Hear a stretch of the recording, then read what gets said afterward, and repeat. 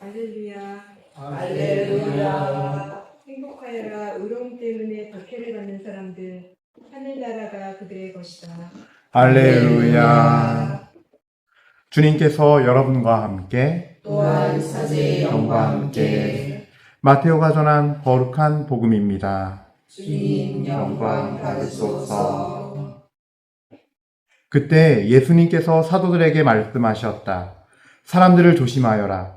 그들이 너희를 의회에 넘기고 회당에서 채찍질할 것이다. 또 너희는 나 때문에 총독들과 임금들 앞에 끌려가 그들과 다른 민족들에게 증언할 것이다. 사람들이 너희를 넘길 때 어떻게 말할까, 무엇을 말할까 걱정하지 마라. 너희가 무엇을 말해야 할지 그때 너희에게 일러주실 것이다.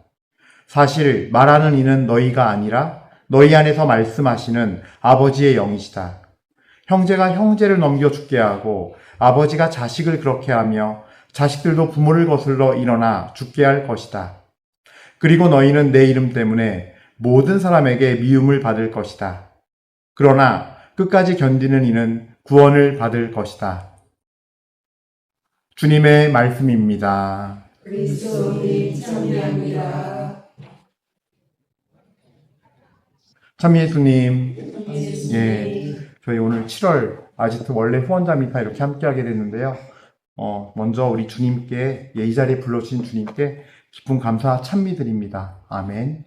사실 이 미사를 와보셔서 알겠지만 뭔가 이 미사 자체가, 이 자리 자체가, 이 공간 자체가 뭐라 그래야 할까? 뭔가 이렇게 어떤 사람들이 알지 못하는 산 계곡에 나만 소수의 사람만 알고 있을 계곡 같은 그런 느낌일 거예요. 그죠? 그러니까 이런 곳에서 미사할 거라고 생각 못 했죠. 그러실 거예요. 오늘 처음 오신 분들. 네. 여기는 저희 우리 여기 특수사복 신부님들이 26분 살고 계신데 거기 사제 신부님들 경당이에요. 예, 그래서 저희 아침에 미사하고 성시간 드리고 하는 이 곳이에요. 예. 그래서 어쨌든 간에 다른 이유보다는 주님께서 이곳을 이렇게 하라고 하신 부분이 저희 그냥 아마 거기도 뜻이 있는 것 같아요. 예. 알지 못할 신비로운 뜻이 있는 것 같고 그래서 이렇게 막상 처음 오시는 분들은 되게 의아해 하시죠. 이렇게 보면서 이렇게 막 되게 많이 오시고 막 되게 크게 할 줄 알았는데 뭔가 그런 느낌은 아니니까. 근데 저도 처음에는 어떻게 해야 할까 고민을 했는데 이렇게 인도하시더라고요. 네, 그래서 이 시간이 굉장히 뭔가 정말 더위를 피해서 아주 그늘이 될 수도 있고 광야의 삶의 위로가 될 수 있는 자리임을 저는 확신합니다. 그래요. 오늘 우리 미사는요. 특별히 오늘은 성 김대건 안드레아 사제 순교자 대축일 미사입니다. 그래서 참 복음 말씀도 굉장히 그러니까 이 공간 복음 보면 재미있는 게요. 마테오 복음도 마르코 복음도 루카 복음도 모두에게 하시는 진리의 말씀이 있고 딱 집어서 하는 말씀이 있는데 오늘은요. 사도들에게 말씀하셨다예요. 그러니까 예수님도 제자가 여러 명이에요. 루카 복음 보면요. 72명의 제자를 파견하시는 내용도 나와요. 근데 그 중에 12명. 그들에게 말씀하신 거예요. 그러니까 벌써 말씀의 스케일이 다르죠. 왕들과 다른 민족 앞에서 너희가 나를 증언해야 한다. 표현이 달라요, 스케일이. 그래서 이게 사실 어떻게 보면요. 세상의 모든 민족들에게 가서 정말 복음을 전하고 목숨을 바치면서 하느님 사랑을 증거한 사도들의 미래를 어떤 예언의 말씀이기도 해요, 사실은. 너희가 그때 되었을 때 걱정하거나 두려워하지 마라. 아무도 너희를 이길 수 없는 하느님의 지혜를 줄 것이다. 그리고 오늘도 여기도 사실 말하는 이는 너희가 아니라 너희 안에 말씀하시는 아버지의 영이시다. 약속을 해주십니다. 그래서 두려워하지 말라고. 근데 이게 그 뒷내용도 재밌어요. 형제가 형제를 넘겨 죽게 하고 아버지가 자식을 그렇게 하고 또 자식도 부모를 거슬러 일어나 죽게 할 것이다. 그리고 너희는 내 이름 때문에 모든 사람에게 미움받을 것이다. 그러니까 스케일이 달라요. 예수님이 그러셨던 것처럼 정말 예수님이 사도로 인정하는 사도들에게는 그런 고난의 시간. 그런데 이거는 사실 특권인 거예요. 그래서 우리도 한 가지 분명히 알아야 할 게 내가 예수님을 위해서 일을 했는데 내가 비난을 당하거나 오해를 심하게 받아서 고통을 겪을 때 이거를 문제라고 여기지 말고 특권이라고 여기는 새로운 눈이 필요해요. 하느님의 눈을 지니십시오. 사도행전에 보면요. 그런 내용이 나와요. 바리사이들과 그 대사자들과 그 율법학자들이 신문할 때 그러니까 베드로와 요한이 어부인이라는 거를 알게 돼서 놀랐다는 내용이 나와요. 그러니까 그들이 이렇게 그냥 아무것도 모르고 무식한 사람인데 저렇게 증언하는 걸 보고 그들이 놀란 거예요. 옆에는 안진뱅이였다 일어난 그 사람이 있고 치유받는 사람이 있고, 그러니까 결국엔 어떻게 했느냐, 이 사람이 버젓이 서 있고 이 사람이 성전 아름다운 문 앞에 앉아서 구걸하던 안진뱅이라는 걸 모두가 알고 있고 하니까 그냥 으름장만 놓고 내보내요. 다시는 예수의 이름으로 증언하지 말라고. 그게 사도행전에 나오죠. 근데 정말 그들도 깜짝 놀라고 반박할 수 없는 증언의 힘, 바로 아버지의 영이 대신 말씀하시는.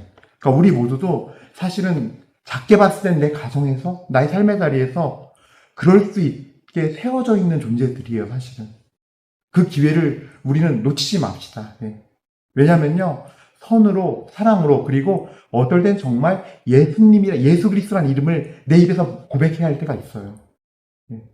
이것이 무척이나 어려운 작업이고 일이에요. 네. 저도 그걸 알아요. 신부님 뭘 알아요? 저도 저희 직원이 있는데, 저희 직원의 절반은 신자가 아니에요. 한 명은 아예 무교예요.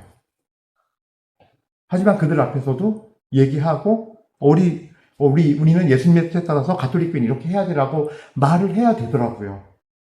안 하니까 어떤 일이 벌어지냐면요, 교회가 밀려나 버려요. 그래서 지금은 부단히 노력을 하면서 말을 해요, 그냥. 차라리 처음부터 딱 기선제압을 했으면, 예수님의 이름을 기선제압 했으면 어땠을까? 아싸리 편했을 텐데, 됐을 텐데 생각이 드는데, 한번 내주고 하려니까 너무 힘든 거예요. 그러니까 아마 본당 신부만 있으면 몰랐겠죠, 이런 부분들은. 근데 기관장을 해보니까 그게 아니더라고요. 세상의 논리라는 게 만만치 않다는 아는 면이 있음도 알고 있고, 처음부터 그냥 교회 기관이 그냥 우리 교회야 하면서 딱 그냥 밀고 나갔으면 됐었을 것들이 인지하서 하려니까 안 되는. 예. 그러니까 뭘 깨달았냐면요, 이 말씀이, 사도들에게 하신 이 말씀이 나에게도 유효하구나. 제가 처음에 5년, 6년 전 시작할 때, 처음 때 아무것도 모르던 시절, 이런 영적인 부분들을 알았어야지 주님의 자리를 굳건히 세울 수 있었는데 그러지 못했구나. 나중에 하려니까 더 어려워지는구나. 뺏긴 주도권을 회복하는 것부터 해야 되는 거예요. 쉽게 얘기하면 신앙적으로, 영적으로. 예. 그러니 일반 사회에서 사는 분들은 얼마나 힘들겠어요. 네. 눈치 봐야 되죠. 네. 우리도 그런 문제가 있어요. 근데 제가 오늘은 조금은 재밌는 이야기를 해드리고 싶어요. 자, 예수님을 사도들뿐만이 아니라 로마 시대 때 박해받은 건 다 알고 있을 거예요. 그렇죠? 조선시대 때 우리나라도 100년 가까이 박해받았어요. 천주교가. 근데 여러분들, 제가 재밌는 질문 드릴게요. 박해가 로마 시대 때 끝났어요. 여러 가지 좋은 일도 있지만 큰 문제도 대두가 돼요. 배교에 있던 사람들을 어떻게 할 것일까? 교회는 어떻게 했을 것 같아요? 용서하고 받아들였어요. 대신 회개에 대한 식별을 했어요. 그래서 배교자를 등급을 나눴어요. 그냥 자신이 신앙을 그 고문과 고통에 시달려서 배교하고 나간 사람에 대한 어떤 회개의 어떤 참회와 회개에 대한 식별, 회개 열매를 합당하게 어떻게 맺나의 식별. 두 번째는요, 배교를 했는데 적극적으로 배교를 하고 믿는 사람들 권유하고 배교하라고 한 사람들은 좀 더 오랜 기간, 좀 더 깊이 있고 심도 있게 회개의 기간을 두고 회개하는 모습을 보고 식별을 했고요. 마지막이 뭐냐면요, 오늘 이 복음처럼 이웃을 밀고 하고 내 친척을 밀고 하고 내 부모를 밀고 하고 내 자녀를 밀고 한 밀고자들은 훨씬 더 오랜 시간 깊이 있게 회개를 시키고 그거를 식별했어요, 교회가. 그 조건을 받아줬어요. 네. 핵심은 뭐냐면요. 받아준다고 용서한다예요. 그럼 생각해 보세요.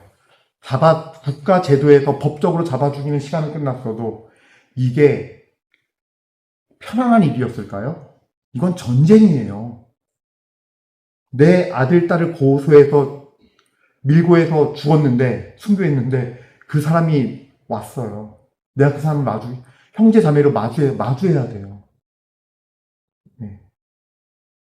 그리고 또 세월을 흘러서 지금 우리는 아까 제가 처음에 얘기한 대로 직장에서, 사회에서, 가정에서 이런 신앙의 문제들, 주님의 말, 예수님이라 내 입으로 말하는 것조차 두려워 떨어야 되고 눈치 봐야 되고 하는 상황들 속에 처해진 우리들. 이 또한 전쟁이에요. 정말 잡혀서 목숨 바칠 만큼의 그 영적 전쟁은 아니어도 전쟁이에요. 영적 전쟁이에요. 그래서 김대건 안드레아 우리 사제 순교자, 우리의 정말 최초의 정말 순교 사제이신 그 성인께서는 마지막 옥중서안에 21번째 마지막 편지에 이렇게 당부합니다. 기가 막혀요. 에페소서 6장 같아요. 영적 전쟁 같은 그 영적 전쟁의 개념을 다 담겨 있어요, 내용에. 자, 제가 이제 쭉 읽어드릴게요, 그 파트만. 우리는 미구에 전장에 나갈 터이니 부디 확실히 닦아 천국에가 만나자. 마음으로 사랑하여 잊지 못하는 신자들에게 너의 이런 난시를 당하여 여기서부터요. 부디 마음을 허실히 먹지 말고 주야로 주를 빌어. 주가 뭐냐면요. 주님의 은총이에요. 주야로 주를 빌어. 삼구를 대적하고. 그러니까 이때는 많이 쓰이던 말이었나 봐요. 삼구가 불교 용어긴 한데요. 뭐냐면 세 가지. 번뇌, 탐욕, 분노, 어리석음을 얘기하는데요. 네. 이 삼구를 대적하고 군난을 참아받아. 그러니까 지금 이 어려운 박해시기겠죠. 이 어지러운 세상의 박해시기의 고통들 참아받아 위주광명하고 위주광명은 뭐냐면요. 어떤 것을 받들어서 우선으로 삼아서 그러니까 영예로워지는 거. 그러니까 뭐냐면요. 주를 빌러 삼구를 대적하고 군난을 받는 이 인내하는 거. 주님의 은총을 빌고 죄를 피하고 그 다음에 이 어려운 시기를 인내하는 걸 얘기하는 거겠죠. 그거를 받들어서 영예롭게 영광스럽게 하고 또 여등의 영원 대사를 경영하라. 여등이 뭐냐면요. 너희들의 영원 대사, 이 영원한 생명을 받는 큰 일을 잘 이렇게 지켜나가라. 믿음을 지키라는 얘기죠. 이런 군난 때 주의 시험을 받아 세속과 마귀를 쳐 공덕을 크게 세울 때니, 그러니까 지금 이 시기가 위기의 순간이고 고통의 순간이고 내가 뭔가 망하고 떨어지는 순간이 아니라 공덕을 세울 기회라는 거예요. 보이지 않는 세계에서는 예수님 앞에. 이게 우리 성 김대건 안드레아 사제의 믿음이에요. 40번의 공판을 받는데 그 중에 섞여 있어요. 그러니까 뭐냐면요. 그러니까 단짠이에요. 단짠. 중간에 벼슬도 준다 그랬다가 어떨 때는 아주 세게 고문했다가 회유와 고문과 이걸 40차례 받으면서 어쨌든 그분 또한 이 영적 전쟁 치르면서 지금 이때가 바로 이 모든 욕을 물리치고 주님 앞에 공을 세울 때라고 고백하는 거예요. 부디 환난에 눌려 항복하는 마음으로 다주군영사에 물러나지 말고. 이게 뭐냐면요. 다주군영사란 말이요. 그 있잖아요. 연시 따져가지고 그 사주 보는 거 있죠. 그래가지고 기중화복 그거 보는 거. 그러니까 너네들 그 개인 인간사의 세상사의 기중화복 그 기복적인 거 말고 그런 사주구경 말고 그거에 속아 넘어가거나 거기에 타협하지 말란 얘기예요. 오히려 지나간 성인 성유의 자치를 만만수치하여 성교의 영광을 더하고 천주의 착실한 군사와 의자됨을 증거하고, 의자는 의로운 사람, 의로운 자 증거하고, 비록 너희 몸은 여럿이나 마음으로는 한 사람이 되어 사랑을 잊지 말고 서로 참아 돌보고 불쌍히 여기며 주의 극련하실 때를 기다리라. 할 말이 무수하되 거처가 타당치 못한다. 모든 신자들은 천국에 만나 영원히 누리기를 간절히 바란다. 내 입으로 너의 입에 대어 사랑을 친구하노라. 로 마무리하고 있어요. 마지막 부분이에요. 편지에. 가장 마지막 부분. 그러니까 이 시기도 그렇고 지금 근데 우리가 살고 있는 이 시기도 똑같이 전쟁이에요. 보이지 않는 세계가 있음을 받아들이고 하나님도 영이시잖아요. 빛이 있으면 어둠이 있는 거고. 그래서 여러분들이 겪고 있는 이 모든 일이 정말로 주님 앞에서는 하나하나 기회의 시간이고 공덕을 쌓는 시간으로서 우리가 새로운 눈으로 바라보고 믿음의 고백으로 한 스텝 한 스텝씩 나가는 우리가 돼야 한다는 것을 말씀드리고 싶어요.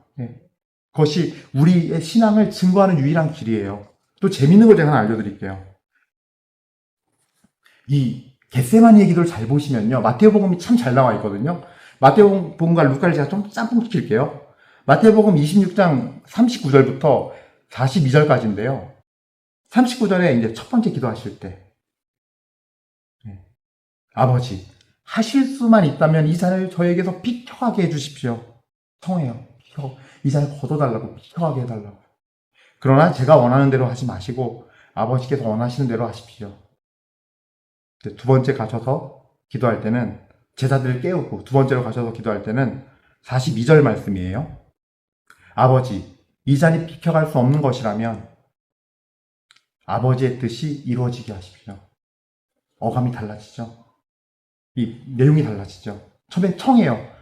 받기 싫습니다. 비켜가게 해주세요. 근데 루카복음은 좀 더 이 상황을 자세히 묘사해요. 그때 천사가 하늘에서 나타나 그분의 기운을 북돋아 드렸다. 예수님께서 고뇌에 쌓여 더욱 간절히 기도하시니 땀이 핏방울처럼 되어 땅에 떨어졌다. 뭐냐면요. 우리는 기도할 때 이 예수님의 기도에서 나타나는 게 뭐냐면요. 예수님께서 언제 십자가의 순환을 승리하신 거냐면요. 이 기도에서 승리하신 거예요. 처음에는 하기 싫었어요. 그러나 완전히 자신을 내어지었을 때 내어드리니까 그 다음부터는 맞을 수도 있고 가시관도 쓸 수 있고 채찍질도 당할 수 있는 거예요. 십자가에서 그 몇 번을 넘어지던 십자가의 길이니까 3번이지 몇 번을 넘어졌는지 우리 아무도 몰라요. 더 넘어졌겠죠. 채찍 맞을 때 근육이 다 베어져 나갔는데 이걸 짊어질 힘이 어디 있겠어요. 근육을 못 쓰는데 수십 차례 넘어졌지만 그걸 해냈어요. 왜? 기도 자리에서 죽었거든요. 아버지가 우리가 기도할 때 진짜 기도할 건 뭐냐면요. 아버지의 뜻이 이루어지게 하는 거예요. 사실은. 그리고 내 뜻 이루려 해도 아무 의미가 없는 게요. 기도는 3가지 응답이 있어요. 단칼이냐? 안 돼. 아니야. 기다려. 그래. 3가지밖에 없어요. 어차피. 왜 안 되냐고 할 게 아니에요. 안 되는 거예요. 이미 응답 받은 거예요. 근데 진짜 기도의 응답은요. 내가 원하는 걸 응답받는 것이 아니라 내 뜻을 응답받는 것이 아니라 내가 죽고 아버지의 뜻이 이루어지는 것. 그거예요. 사실은. 그랬을 때 내가 아버지의 뜻을 살아가고 행하고 결심하고 행할 때 아버지께서 일하시는 거예요. 우리 안에 오셔서 아버지께서 그때부터 일하세요.